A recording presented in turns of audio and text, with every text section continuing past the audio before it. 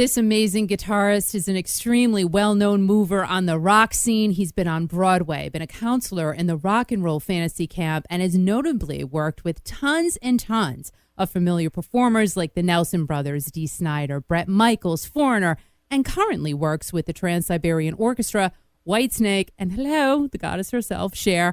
Yes, he is called one of the hardest working guys in rock because he is, and his hair is just as amazing. Joel Hoekstra is here in the house. Thank you so much. What an introduction. Well, thank you for taking time out of your day to just chat with us for a little bit. And I have to say, Joel, in kind of a crazy way, you know, this world event that we're going through right now must be a positive for you because you're getting to spend quality time with your family. I mean, you're on the road constantly. Yeah, last year was a big year, especially for touring. I was gone 285 days out of the year in 2019. So, wow. And I started out fairly heavy in 2020. I went down to Australia and Indonesia and Singapore with Whitesnake, and then everything just kind of shut down. And so, yeah, I guess if you're going to count your blessings on it, the upside is that I'm able to be home with the family. Yeah, absolutely. Now, was the Singapore Rock Fest alongside the Scorpions, was that the last show that you did? Yeah, that's it. That's the last time I've been on a stage. Wow. So you're still soaking that in? You still like thinking about that? I don't really have a lot of time to do it, honestly. I mean, I'm just kind of like taking care of the kids during the day, and at night I'm working on my album, and so I just basically grab the guitar not too long after everybody goes to bed, and maybe during the day I'll teach a Skype lesson or two. But I mean, I'm pretty much just kind of going around the clock no matter where I am. So, but yeah, it's definitely interesting situation. Oh, yeah. Now, Joel, you grew up in Chicago. Your parents, they were classical musicians, and you played the cello and the piano, but then you discover AC/DC. So how did your desire to basically go over to the dark side go over with your parents who are classical musicians? Yeah, I think that they probably thought I wanted to be Segovia when I came to them and said I wanted a guitar. So I think it was probably a shock to them that all of a sudden that guy was actually Angus Young. But they handled it fairly well, and they've been supportive through the years, and they've taken it well, all things considered. Well, there you go. And thank goodness for that, because we want our parents to be supportive. Exactly. Yeah. So, Joel, what was it about Angus? What did it for you? I mean, honestly, back at that age, it's more or less just looking at his stage presence and how cool he was. I mean, I still think he's a fantastic guitar player, and definitely his playing is worthy of being an influence. But honestly, when you're 11 years old, you're just looking at a guy going nuts on stage and going, hey, that's really cool. I want to do that. And is that really who you thought about as you're going through all of these years, and you thought about his stage presence? And did you kind of carry that with you? Not really. I mean, I think I just ended up, everybody takes their own path, and it's not that I necessarily emulate Angus Young at all, but he was my original inspiration as a young kid. Right. And then you go back to when you were a teenager. I think your first band was Outcry, if I'm not mistaken. Yes, you've done your research.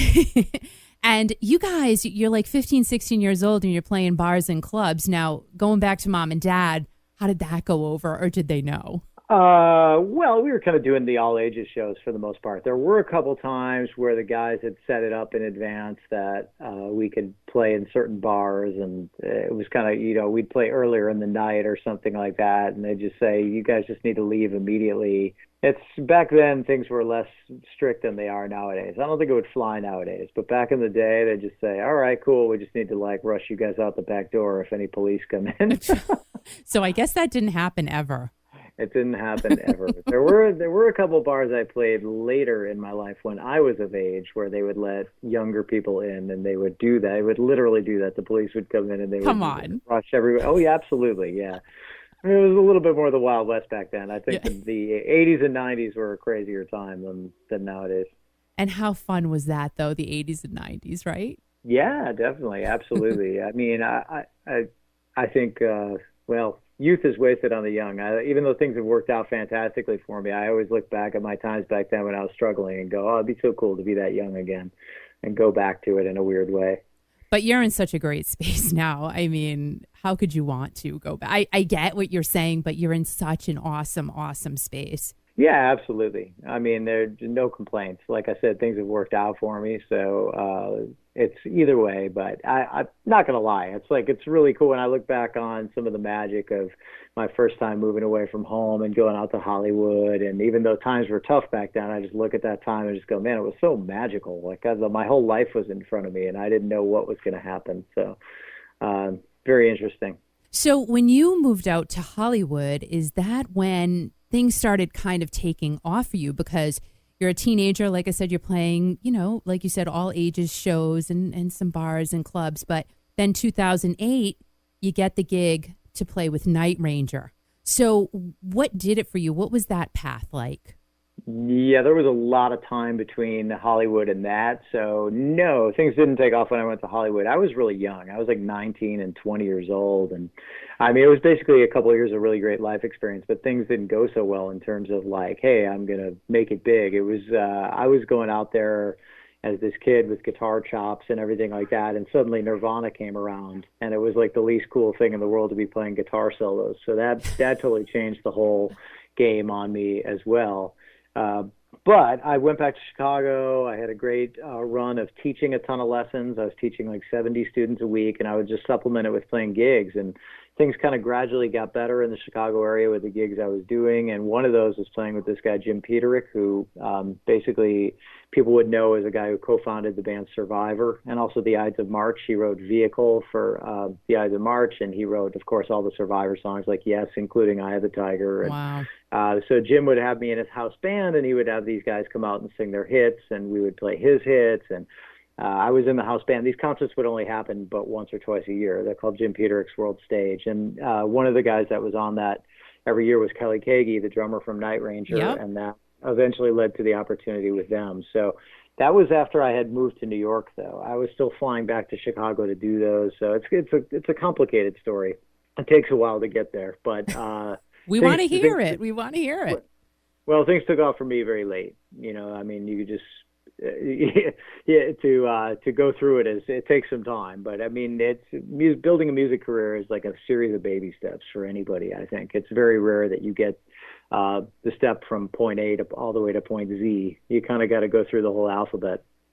But were you lucky enough? And I don't want to. I don't like using the word lucky because I know you. To this day, you work so hard, and I can only imagine what you did to get to where you are today. But what did you have to do? Were you able to be in music while you were getting to where you are today? That whole length of time. Yeah, I mean, I think you have to be working at what it is you want to do. And if you give yourself that plan B is eventually going to be easier to build than a music career. Because you always have to give yourself one choice if you plan on being in music. Because if you give yourself the second choice, that'll take off way easier. Mm-hmm. It's just, I've watched a lot of people fall by the wayside in terms of their musical ambitions just off of that. And a whole lot of it is just being the guy with perseverance who just sticks through it. I think that's ultimately what pays off. At least for me, it did. I mean, just sticking around long enough, that staying in it long enough, and that eventually things worked out. So now it seems to me as if your background was more or less on the heavy metal end, right? Or no? No. I mean, I started when I was a kid on heavy metal, and by the time I was in Hollywood, like, I was kind of more into just being an instrumental guitar player and kind of learning all kinds of different styles. I guess without it being like jazz fusion, I was a guy who was interested in dabbling in other styles and putting it all into my playing. And I kind of sounded like a kid who was going to music school, right? Just learning all kinds of different styles and all kinds of little bit of knowledgeable things, but not necessarily playing like from the gut at 19 years old. Mm-hmm. And then it really just became, like I said, that Nirvana came out, and it was like, all right, you couldn't really go that route. And I didn't really, some of the grunge stuff was cool with me. And I had my own band that would play bars, and we would just play anything. I mean, it was all over the place. I mean, we would just do whatever it would take to entertain people that we could get rebooked and have our own songs. And we'd go anywhere from especially a second band that I had back there, we'd go literally in one set. We would play disco stuff. We would play Frank Zappa. We had these really off the wall funk songs that were our own and originals, and just kind of all over the place, just Yeah. to be booked. But I ended up doing all kinds of gigs. The thing that really started me out in becoming a full-time musician or performer as opposed to a teacher was playing in the show Love Janis, which is a theater piece about Janis Joplin. So 60s rock is what actually technically launched my career, 60s theater rock. Wow. And that was a show in New York, and that ran for a couple of years. And same director took it on the road, and he had another show that was a blues show that he put me in. And so again, it was all over the place. And while I was doing that, I was actually playing in the Turtles, if you know the song Happy Together. I was Yeah. playing bass for them, and got my feet wet kind of learning how to do fly dates and traveling around with those guys. And also Big Brother and the Holding Company through doing Love Janis, gigging with them. And Right. You met Sam Andrew, Sam was a dear friend of mine. Yeah. and I was going to ask you about that because you're in Love Janis, and I mean, really, Janis Joplin is before your time. So, how did you get into '60s rock? It's interesting to know that you fell into that. Yeah, the tie-in there was the store that I was teaching at, where I did all the 70 students a week, had this girl come in who had her own band locally named Kathy Richardson, who's an amazing musician, great singer. And she needed a guitar player eventually. And just because we had met there, that kind of got my foot in the door. And I got that gig playing with her. And then she landed the role of playing Janis when it was in Chicago. And I wasn't in the show when it was in Chicago. She got it. And then when it went to Sag Harbor, New York, they hired a band that just wasn't quite up to speed, like quick enough. So they wanted to get one person in who could just really kind of hold it together, and that was really me. And I said, okay, well, I'll come do it, but you have to hire me when it goes to New York, because that was really the plan. Right. That they were going to do a quick summer run in Sag Harbor and then open the show in New York. So they agreed, and they hired me in New York. Sam stayed true to his word, and so that's how I got that gig. And honestly, I mean, I really wasn't all that much into 60s rock at all at that time. I definitely got into it a lot more as it went. I mean, you can only do that when you're playing that music every day for 2 years. So it did really kind of put me in touch with emulating it a lot more as that went. And, but yeah, that's the story there. And the Turtles, they were very interesting when I gigged with them too. They didn't necessarily totally emulate the 60s style. It was kind of a hybrid of playing it just like how each individual wanted to, coupled with the 60s style. Now, is Love Janis what got you into Rock of Ages on Broadway? And again, a totally different genre of music for you. I just really living in New York, because the way that worked out was I was working on an album of mine, The Moon is Falling, I think that I did in 2003, and I forget what I needed done, but somebody I knew from Love Janis said, you should go to this guy's apartment. He lives like 2 blocks from you. He'll help you with the audio end of things. And his name is J.J. McGeehan, and he plays like just traditional like theater guitar here in New York City. He's in a million shows, and always the guy getting the gig in the pit and learning the book. And so he was like, hey, well, if you ever want to sub, let me know. And I was like, geez, I don't think I could do that, man. It's like, you have to go in and sight read it. And he kind of talked me into it. I was like, no, I could give you the music, and I'll give you audio, and you can get it together. And I thought, okay. So he was doing The Boy from Oz at the time, and I thought it was a good thing for me just to like work on my reading again and kind of get back to basics. So I learned the book and went in and subbed a couple times. And then he had another show, La Cage aux Folles, that I subbed on, and then Tarzan, which Phil Collins wrote the music for, and I got the sub from there. Wow. And it was really doing that led me to getting Rock of Ages, because the music supervisor for Rock of Ages was the keyboard player on Tarzan. So when it came time for him to put a band together for Rock of Ages, he said, I remember this guy coming in that was kind of a rocker on Tarzan. He'd probably be good at it. And so oddly enough, and by that time I was playing with Night Ranger, and he was like, oh, perfect, you're a Night Ranger now? That's great, because their song is in the show. And so it's just funny how all those things kind of came together. But it was really through doing just subbing in pits, like doing the pit musician thing, that I got Rock of Ages. So you had already worked with Night Ranger when you got Rock of Ages. Yeah, I just started with them. I started with Night Ranger at I filled in on one show in the summer of 2007, but I began in January of 2008 of being the full-time guy. And I think I got Rock of Ages started, it was like fall of 2008. So I had been with Night Ranger for maybe 7, 8, 9 months or something like that by the time we got rolling. And off Broadway only really lasted a few months, and then we were ready to move to Broadway. So a little break and reopened Rock of Ages on Broadway, and it basically ended up being over 6 years, all said and done, by the time we closed on Broadway. Wow, that must have been so fun, though, that show. Great life-changing thing for me. One of those things you could never see coming. Like I wasn't a little kid sitting practicing Black Sabbath songs thinking someday I want to be on Broadway. But it ended up really changing my life, because the main thing was that we had an opportunity to, I had a gig every day, 8 shows a week, but I could also take off whenever I needed to. So I didn't have to quit Night Ranger during that time. And I also landed Trans-Siberian Orchestra during that time, and I never had to quit that during the 6-year run. For real? You were doing all of those at the same time?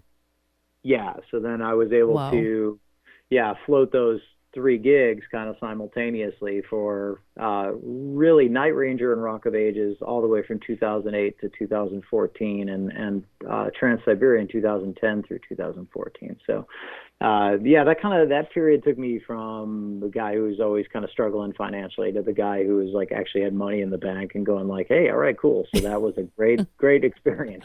Just for that alone. I hate to be so candid and make it like, it was about the money, but it was a really fun time. I mean, I met a lot of people, and a lot of great things came about from that. Just having Phil Carson down, who manages Foreigner, and also Dee Snider, when Dee was in the show, getting to know him. And then when Night Ranger was out on the package in 2011, Night Ranger, Foreigner, Journey, when Mick Jones got sick in Foreigner, that led to Phil asking me to fill in for him there. So that gave me an opportunity to play in Foreigner for a little bit, which was really an amazing experience, albeit just really filling in for Mick, but it was still like an amazing just filling in for Mick. I just filled in for Mick Jones. I mean, Well, I don't want to make it sound like I was in the band or anything. I wasn't really in the band. It was just kind of like being able to do it temporarily, but it was a great experience for me. A lot of great things like that came out of being able to have that visibility there. But now doing all of these different things, which is wonderful. I mean, you got to have all of these amazing gigs at the same time, but you're going from Broadway show to a rock concert with screaming men and women to Trans-Siberian Orchestra. You've got families in the audience. I mean, did you ever have a difficult time going from one thing to another back to something else? Yeah, I think every gig has its own boundaries and its own set of rules, and sometimes those lines can get a little bit blurry. There's no question. And I mean, I think on Broadway, it was the beauty was that I could take off whenever I wanted. The hard part was that we didn't mean as much to the show. Like, because of that, there could always be a sub in my place and not have it necessarily be something where the show leaned that heavily on me. So it wasn't that much about me, which was sometimes difficult when you're used to being in a band and you're one of 4 or 5 people and you're doing kind of well. So you kind of had to check your ego at the door a little bit more. And some nights I was more successful at that than others. And then... Hey, at least you're honest. You know what I mean? Well, I mean, nowadays I'd probably handle it a lot better. But I think at that time, things were kind of new. Like, I was really excited about being a Night Ranger. And it was just like my first taste of having some success. And Broadway felt like that to me, too. But it kind of wasn't. It was really something like that's about the show's success, not yours. So you kind of takes a moment to kind of wrap your head around that, I guess, or whatever. But like I said, great experience. Nothing bad to say about it. It's just critiquing myself. But I would say with TSO, too, it took me a minute, like, of having my Night Ranger stage presence and then figuring out how to tailor that to something where the singers, when they come out and sing just one or two songs, have to be the focal point, and understanding that you're entertaining families, like you said, as opposed to like just rabid rock fans. Yeah. So Rabid. yeah, I mean, I definitely had to come up with a different stage presence for each gig, and that continues. No matter what you end up getting, there's always a new set of rules every gig you get, that you kind of learn the lay of the land and figure it out. And then Whitesnake comes along. I mean, again, you've worked hard for this. You've obviously laid an amazing groundwork and set up an awesome network for yourself. But how did Whitesnake then happen?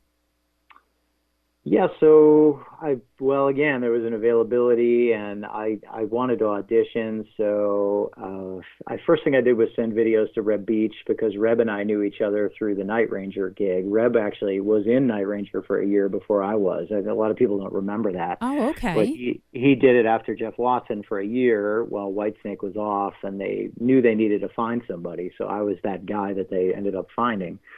But Reb and I knew each other from when I filled in for him, and he had we talked on the phone about how to play some of the stuff or what parts to play. And so anyway, I forwarded him the stuff. And of course, Night Ranger and Winger were on bills together all the time, right? Mm-hmm. So anyway, I sent Reb some videos to send to David, and didn't hear anything at first, but then I kind of just thought, well, wait a minute, come on, I should be able to get an audition at least. And I thought, who would know David? And I happened to think of Phil Carson again, and think that who manages Foreigner. And I thought, Phil probably knows David. Maybe I can ask him to put in a good word for me. And he did just that, sent him an email, and things just worked out great. I got me my foot in the door, got me an audition, and we just did really well. I mean, David's great. We just get along great, and we were just right on the same page, I think, from the moment I walked in there, just in terms of what he needed out of a guitar player and what I was looking for in terms of a playing situation or scenario. So anyway, we've done really well to date, and hope for much more yet. Absolutely, and there would have to be that chemistry, especially, I mean, David Coverdale is a very strong personality, so you would all have to, and I saw you at the Whitesnake show here in Rhode Island last year, and I saw you at the Cher show at TD Garden in Boston. And again, you're moving to another genre that you have to, it's totally different from Whitesnake, completely different shows. And yeah, again, that's another one of those things like the Broadway gig where it's a little out of left field. Never growing up was I like, someday I'm going to play for Cher, but these opportunities come along and they end up being like beautiful blessings in your life that you definitely are super, super thankful for. So that's kind of the way that worked out. And, a lot of great people there I got to meet, and a lot of great life experiences. So yeah, we're just taking it as it comes now at this point. I have to ask you, though, how did Cher happen? Did she go, I want him with me on stage with me? Because you look so good with her. I got to tell you. You and Cher look great together on stage. Oh, thank you. No, that came about really. David needed to get his knee surgery done in 2017. So he let us know that we weren't going to be touring that year. We'd do some recording and whatnot and shoot some videos and some content, but we weren't going to be touring. So I just reached out to everybody I could think of, like colleagues, and texted people like, hey, I'm not really looking for a new band or anything because I still have Whitesnake, but if you know anybody that needs somebody to fill in for them, looking for that kind of stuff, I just want to build a fun year. I ended up having a really great year that year. It was really interesting. Just did all kinds of stuff, but was super busy. Kept myself super booked. But Justin Derrico works. He's the guitar player with Tank, and he's also plays on The Voice. And Cher's guitar player Dave Barry was the other guitar player on The Voice. And he said, I'm going to need a sub, because they were getting busier and busier at The Voice. And he was like, who would you have in mind? And Justin was like, hey, you might think I'm crazy, but well, about Joel from Whitesnake. And I just told Dave, I'm like, look, dude, I'll learn it just like you. Don't worry. I'm not going to go in and try and, shred everybody out of the building and all that crazy stuff. And don't worry. And I'll just play it respectfully. But Yeah, things went well, and Dave got busier and busier at the Voice, and it gradually turned into a little bit more of a full-time thing. And yeah, that's that. There was never a Cher picking me out of thin air moment or anything. No. Darn it. I was hoping. I really was. So now, are you still going to be working with her when things get back to normal? I don't know if I'll be. This year was supposed to be a really heavy Whitesnake year. We had about 6 months set up, and I had TSO at the end of the year. Mm-hmm. So things were kind of looking more like I was going to do that than I was going to do Cher. Now, whether or not I end up filling in or something like that, you never know. I would never say never to any of it, but it's also looking like it's going to be a good chunk of time before things are normal. So right. Who the heck knows? I don't really have an accurate answer for you. Yeah. All right. Now, you are working on new music for your next record. Just a hunch, you have other things in the works because you just keep doing thing after thing after thing. Now, I just have to say this. I did hear that Journey needs a new guitarist. Now, when you were with Night Ranger, right? Were you on tour with Journey as well? We were on tour with Journey. I toured with Night Ranger, did a couple of short runs with them, and then we had the long run in 2011. So, yeah, I mean, I know all the guys really well. When they played here at Madison Square Garden touring with Def Leppard, I went backstage and talked with Jonathan and saw Ross and Steve Smith, and then Neil had me in his dressing room and we talked. And I always keep in touch with Arnell. So yeah, we're all in the same scene to a degree. So we've made friends, and I love those guys. There seems to be quite a bit of drama going on there. I hadn't heard that rumor though, but as far as I know, it's Neil's band, so I'd be shocked about that. Well, yeah, Ross and Steve are out, so maybe Joel could be in. Well, Ross and Steve are the bass player and the drummer. Right, but maybe you can get in there somehow. Like, just do something. Like, just, you know what I mean? You know them. You mean learn drums to the caliber of Steve Smith very quickly? Is well, that what you're saying? Something. I think you would fit in somewhere. I really do. I think you would be amazing in Journey. Why not? Well, I'd love to play bass for Journey. I'm sure they've hired somebody, but yeah, I mean, I would. Yeah, I'd be honored to work with Neil. I've volunteered to play rhythm guitar for him many a times. He thinks I'm kidding, but I'm dead serious. I'd love to back Neil up and play rhythm guitar sometime. All right, it's out there. It is out there now.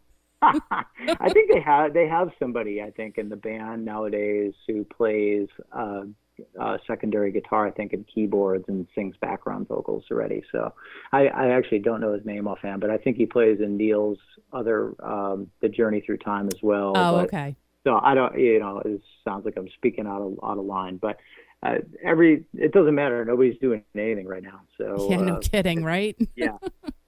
I'm content doing what I'm doing, hanging with the family, working on music every night, and just trying to be productive. So we'll see where it all goes. Hopefully Whitesnake will be back out when things do get back to normal. Yeah. And is David doing okay? Did he have his surgery, or is he still waiting?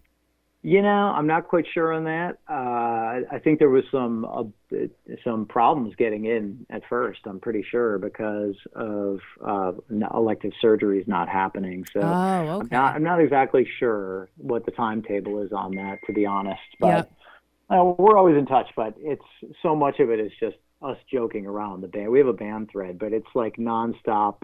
It's just like meme after meme, right? I mean, like lots of jokes on there. David loves to laugh, so we just all kind of follow suit with that, and don't talk too much. It wouldn't matter anyway. We're not going anywhere right now. Exactly.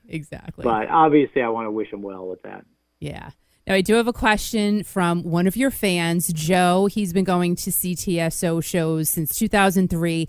He would like to know from you if you've ever had a close call with the pyrotechnics. I've never had a close call with the pyro. I had the infamous malfunctioning lift Spinal Tap moment, though. What? Where we have the cherry picker lifts that would take us out over the crowd. I guess people call them the kiss lifts a lot of times, but to end the show, and I would be on one of them, and all of a sudden, one it was towards the end of the tour that we were on, and I thought, wait a minute, I'm normally further back towards the stage at this point in the song, and I realized my lift was moving really like way too slow. It was moving at about 1/10 the speed. Oh boy. And so what happened is they move out symmetrically. So there's another one on the other side, and Kayla Reeves was on that one, and Kayla's like already almost back down to the stage, and I'm still like moving at the speed of a slug out there, just like barely, and moving back, and the song ends, and I'm still out there floating out over the audience, and the band got together and took their band bow, and I'm still out there floating out over the audience. Oh my gosh. I mean, it was full on, like, ridiculous. I was red. I was so embarrassed. Very funny moment. A dangling Joel. Did anyone get that on film? I'm sure it's out there on YouTube somewhere, yeah. Well, Joel, again, I had the pleasure of seeing you a couple of times this year, and honestly, it looks like you're just in love with being on that stage, and how could you not? Because you're able to experience everything, and you come across as just a guy who's just happy to be doing what he loves, and we all love watching you. So, Joel, I totally appreciate your time, and all the very best to you and everything you continue to do. Awesome. Well, thank you so much for your time. I appreciate it.